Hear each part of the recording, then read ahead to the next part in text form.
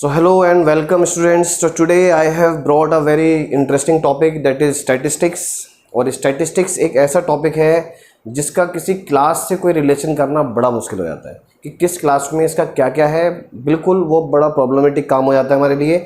जैसे मैं class 7th की बात करता हूँ तो क्लास 7th में स्टैटिस्टिक्स देखने को मिलता है, 6th में देखने को मिलता है, 7th 8th 9th 10th 11th 12th।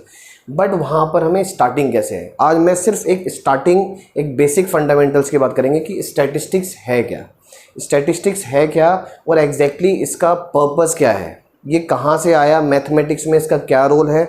We will try to understand this one, right. So this is the first lecture.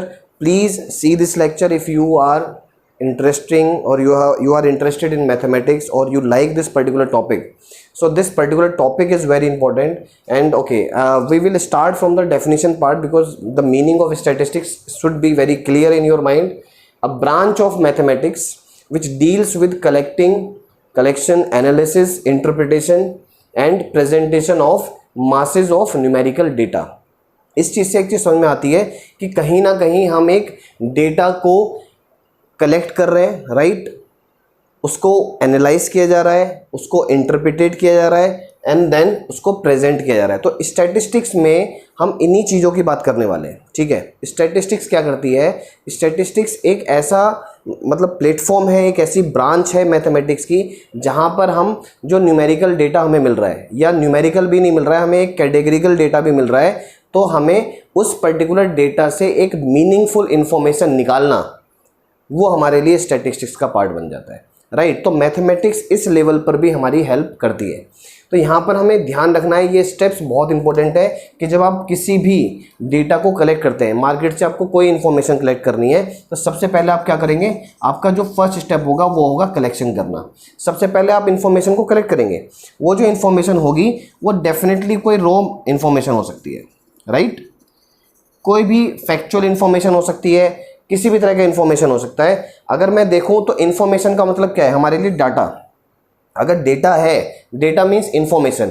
जो ये डेटा है ये किस फॉर्म में होगा, इट्स अप टू यू। ये आपकी ऑब्जेक्टिव पर डिपेंड करेगा कि आप चाहते क्या हो, आपका पर्पस क्या है उस पर्टिकुलर इन्फॉर्मेशन के लिए, आप क्या रिजल्ट करना चाहते हो, क्या रिजल्ट बनाना चाहते हो।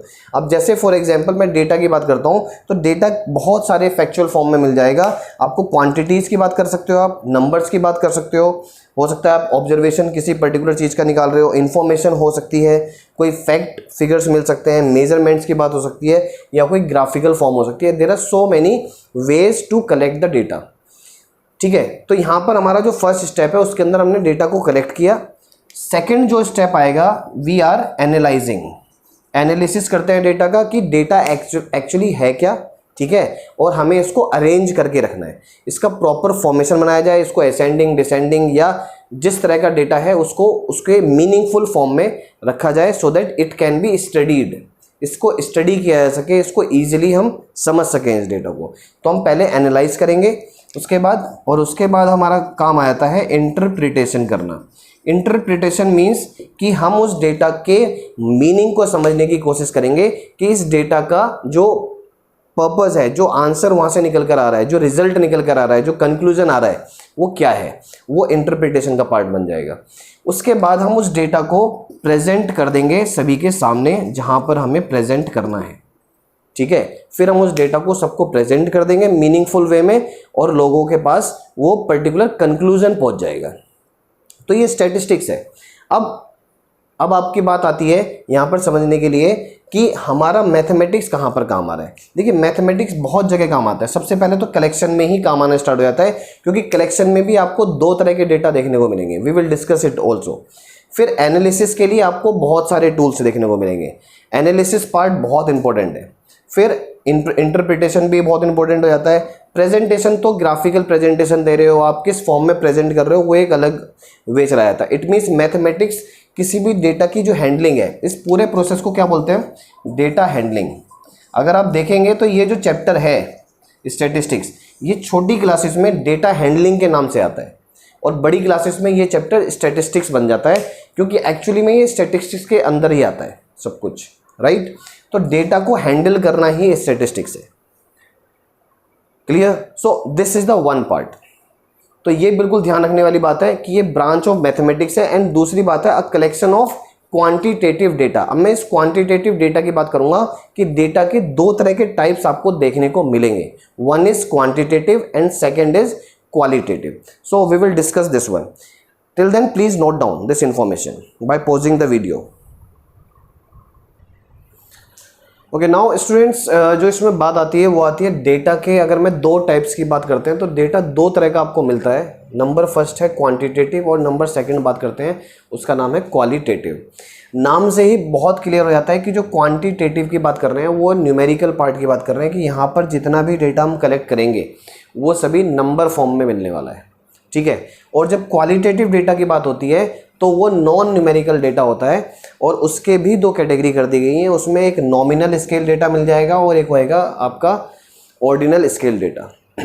और अगर मैं क्वांटिटेटिव की बात करता हूँ तो हमारे पास डेटा को हम दो तरीके से रख सकते हैं, या तो मैं इंडिविजुअली नंबर रखूँ या मैं उन नंबर्स की ग्रुपिंग बना दूँ।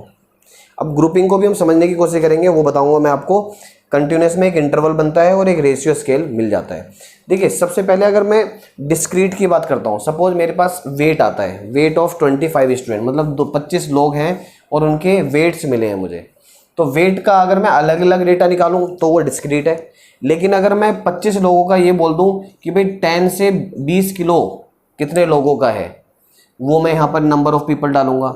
20 से 30 किलो कितने लोग, कौन से लोग हैं जो इस कैटेगरी में आते हैं, 30 से 40 वाले इस कैटेगरी में आते हैं। तो मैंने क्या करा, उस ग्रुपिंग कर दिया। मैंने एक इंडिविजुअल डेटा ना बनाकर मैंने एक ग्रुपिंग किया वेट का, और मैंने फिर number of peoples accordingly find कर लिए। इसको बोला जाता है कंटिन्यूस डेटा और इसको बोला जाता है डिस्क्रीट डेटा। बहुत ही इंपॉर्टेंट पार्ट है, इसका यूज आगे देखने को मिलेगा आपको। फिर आते हैं क्वालिटेटिव डेटा। जब क्वालिटेटिव डेटा की बात करते हैं तो क्वालिटेटिव डेटा के अंदर बात करते हैं जब हैपनिंग रेटिंग, जब आप रेटिंग की बात कर रहे हो, ठीक है। रेटिंग है जहाँ पर जेंडर की बात हो रही है, जहाँ पर पास या फेल की बात हो रही है, जहाँ पर ट्रू और फॉल्स की बात हो रही है। इसका मतलब है कि आपके पास कोई नंबर वाला डेटा नहीं मिल रहा है, आपको पता लग रहा है कि रेटिंग मिल रही है आपको, कि बेस्ट या गुड या थोड़ा कम बेस्ट, मतलब उसमें भी आपने कैटेगरी बना दी। जेंडर में क्या है कि कौन सा जेंडर की कैटेगरी है, कि मेल है फीमेल है, क्या है, आई कलर्स की बात हो सकती है। कि इट मीन्स अगर उस डेटा को समझेंगे तो आपको सिंपल सा फंडा है कि वो नॉन न्यूमेरिकल मिलने वाला है, ठीक है। कैटेगरी ऑफ प्लांट्स हो गया, ठीक है। टेम्परेचर, तो ये सभी चीज़ें क्या है, टेम्परेचर ऑफ कॉफ़ी अगर हम बात करें तो वेरी हॉट, ठीक है, बहुत कम हॉट। किसी को अगर मैं पूछा जाए आपसे कि हमारे पास बहुत सारे लोग हैं, अपनी क्लास में भी आप पूछ सकते हैं कि भाई किसको किस टेम्परेचर की कॉफ़ी पसंद है, very hot, hot, little bit hot और कोल्ड। तो वहाँ पर भी हमने क्या करा, उस डेटा को मैंने क्वालिटेटिव में कन्वर्ट कर दिया, ना कि क्वांटिटेटिव में। क्वांटिटेटिव में मैं बात करता टेम्परेचर की, बहुत टेक्निकल बात हो जाती है कि इतने टेम्परेचर से इतने टेम्परेचर की कॉफ़ी किसको पसंद है। अब वहाँ पर बड़ा डिफ़िकल्ट है उस डेटा को कलेक्ट करना, राइट। क्यों? क्योंकि टेम्परेचर आपके थर्मोमीटर लेकर तो बैठेंगे नहीं, राइट। तो कहीं कहीं पर क्वालिटेटिव डेटा अपने आप में बहुत सही रहता है, और कुछ जगह जहाँ पर हमें बहुत ज़्यादा एक्यूरेसी की बात पड़ती है तो हमें क्वांटिटेटिव डेटा की रिक्वायरमेंट बनती है। तो ये डेटा के टाइप्स हैं, यहाँ पर ये समझना बहुत ज़रूरी है। फिर हमने क्या किया, इस डेटा के भी 2 टाइप्स किए। 2 टाइप्स मीन्स कि एक हो जाता है प्राइमरी डेटा और एक होता है secondary data. Primary data and secondary data, इस चीज़ को समझना बहुत ज़रूरी है। यहाँ पर आप टाइप को समझ लीजिएगा, ये डेटा का नेचर वाइज कलेक्शन है कि डेटा की कौन कौन से नेचर देखने को मिलते हैं। बट यहाँ पर जो कैटेगरी बना रहा हूँ ये है कि हम किस तरह से कलेक्ट करते हैं, ये on the basis of collection की टाइप क्या बनता है, और ये है एक्चुअल टाइप ऑफ डेटा। ये कलेक्शन ऑफ डेटा है कि कलेक्शन ऑफ डेटा किस तरह से किया जाता है, कि प्राइमरी डेटा आएगा या सेकेंडरी डेटा आएगा, राइट। तो उसको भी हम समझने की एक बार कोशिश करते हैं। तो स्टूडेंट्स, एक बहुत अच्छा क्वेश्चन पूछना चाह रहा हूँ आपसे। वो क्वेश्चन ये है कि क्या आपके घर में डेटा हैंडलिंग होती है? क्या आपकी मदर फादर कोई डेटा हैंडलिंग करते हैं, और करते हैं और आपको पता भी नहीं होगा? क्यों है? जैसे फॉर एग्जांपल मैं बहुत छोटा सा एग्जांपल लूँगा, वहाँ पर आपको समझ में आएगा कि ये डेली लाइफ से किस तरह से कनेक्ट होता है। अब सपोज करिएगा आपके घर में ग्रोसरी का सामान आया है, राइट, आपके घर का सामान आया है जिसके अंदर शैम्पू है, मसाले हैं, राइट, ग्रोसरी के आइटम्स हैं, राइस है ना, चाय पत्ती है, कॉफ़ी है, everything you are having, paste, brush, right. तो अभी हमारे सामने एक तरह से क्या आ गया, वो आपकी मदर के लिए बहुत सारा डेटा मिला आपको, बहुत सारे मटेरियल आ गए, सारे फूड प्रोडक्ट सब कुछ एक साथ आपके सामने रखा हुआ है, एक बैग में रखा हुआ है। तो it means that is what, that is the raw data. अब आपकी मदर क्या करने वाली है, आपकी मदर उस पर्टिकुलर मटेरियल को अलग अलग जगह पर सेट करने वाली है, राइट। अब क्या होगा, जो किचन का मटेरियल होगा वो किचन में चला जाएगा, जो बाथरूम का मटेरियल होगा वो बाथरूम में चला जाएगा, राइट, जो स्टोर में जाना है वो स्टोर में चला जाएगा। तो it means what she is doing, वो भी कहीं ना कहीं एक स्टैटिस्टिक्स फॉलो की जा रही है वहाँ पर। तो this is the data handling, कि आपने डेटा का मतलब ऐसा नहीं है कि हमेशा आपको नंबर ही मिलना है, किसी भी चीज़ को हैंडल करना स्टैटिस्टिक्स है, राइट। बट मैथमेटिक्स में अगर हम बात करते हैं तो उसमें हमें नंबर्स की रिक्वायरमेंट बनती है, तो इसलिए वहाँ पर हमें क्वांटिटेटिव डेटा चाहिए होता है, ठीक है। तो यहाँ पर ध्यान रखिएगा, मैं जब भी डेटा की बात करूँगा अब वो क्वांटिटेटिव डेटा ही होगा। अब क्वांटिटेटिव डेटा को भी हम दो कैटेगरी में लेकर चल रहे हैं कि किस तरह से डेटा को समझने की कोशिश करें और किस तरह से कलेक्ट किया जाए मार्केट से। अब देखिए, दो तरह का डेटा हम दो तरीके के से किया जा सकता है। नंबर फर्स्ट है प्राइमरी, नंबर सेकंड है सेकेंडरी। प्राइमरी को क्या बोलते हैं कि जब ये वो डेटा है when data is collected by direct communication, direct communication. अब यहां पर समझिएगा, जब हम किसी से डायरेक्टली फेस टू फेस बात कर रहे हैं, जब हम उससे फेस टू फेस बात कर रहे हैं, यहां पर फेस टू फेस बात करने का मतलब है कि हम उससे डायरेक्टली उसी बंदे से जिससे हम बात कर रहे हैं उसी से ही इंफॉर्मेशन कलेक्ट कर रहे हैं, तो वो हमारा प्राइमरी डेटा है। अब यहाँ पर ऐसा नहीं है कि वो हमारे सामने ही रहना जरूरी है। आजकल तो सोशल मीडिया के इतने सारे सोशल नेटवर्किंग साइट है, हम फेसबुक से डेटा कलेक्ट करते हैं, वो भी डायरेक्ट ही माना जाएगा क्योंकि वो उसकी पर्सनल आईडी ने दिया, राइट। व्हाट्सएप है, ये सभी भी आपके प्राइमरी डेटा के लिए हेल्पफुल हो गए हैं। पुराने टाइम में जब सर्वेज होते थे, कंपनी से सर्वे होते थे, तो प्राइमरी डेटा कलेक्ट करने के लिए बंदे के पास जाना पड़ता था, इंटरव्यू करने पड़ते थे, राइट, उनसे बातें करनी पड़ती थी।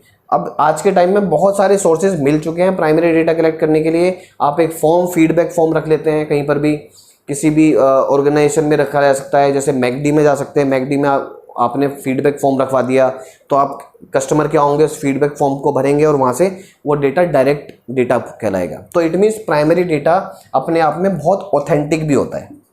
रीज़न क्या है कि इसमें एरर होने के चांसेस ना के बराबर हो जाते हैं क्योंकि हम उसी बंदे से इंफॉर्मेशन गेन कर रहे हैं। अब सेकेंडरी क्या है, सेकेंडरी का मतलब ये डेटा है कि आप कोई ऐसी इंफॉर्मेशन कलेक्ट कर रहे हो जो ऑलरेडी रिकॉर्डेड है, जो किसी और ने रख दी है वो इन्फॉर्मेशन, और आप उसी सेकेंडरी इन्फॉर्मेशन को आप ले रहे हो। मतलब किसी ने वो इन्फॉर्मेशन पहले से ही फीड करके रखी हुई है। या इसको ऐसा भी समझ सकते हैं कि सपोज एक बंदा ए है और एक बी है और एक सी है। ए बी से बातें कर रहा है बट सी के बारे में, ए बी से पूछ रहा है कि सी को क्या पसंद है, लेकिन सी से उसका डायरेक्ट कॉन्टेक्ट नहीं है। तो it means we are collecting the data from B of C. C का डेटा, सी के इंफॉर्मेशन हम बी से ले रहे हैं, जबकि बी के पास ऐसा भी हो सकता है कि उसके पास जो इंफॉर्मेशन सी के बारे में है वो प्रॉपर ना हो।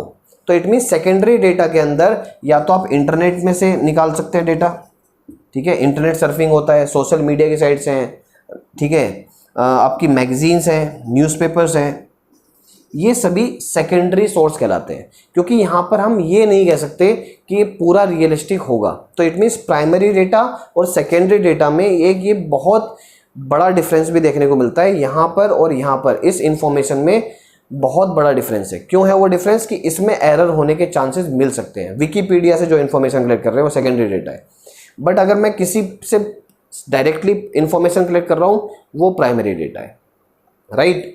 तो यहाँ पर इस चीज़ को समझना बहुत जरूरी है कि डेटा के भी दो टाइप होते हैं। अब हमारा काम क्या है कि जो डेटा, जो स्टैटिस्टिक्स फॉलो होगी, अब हमारे पास डेटा कलेक्ट हो गया, अब हम क्या करेंगे, इस डेटा को हम क्या करेंगे, अब एनालाइज करेंगे, ऑर्गेनाइज किया जाएगा। पहले ऑर्गेनाइज किया जाएगा, उसके बाद एनालाइज किया जाएगा, फिर इंटरप्रिटेट किया जाएगा और फिर प्रेजेंट किया जाएगा।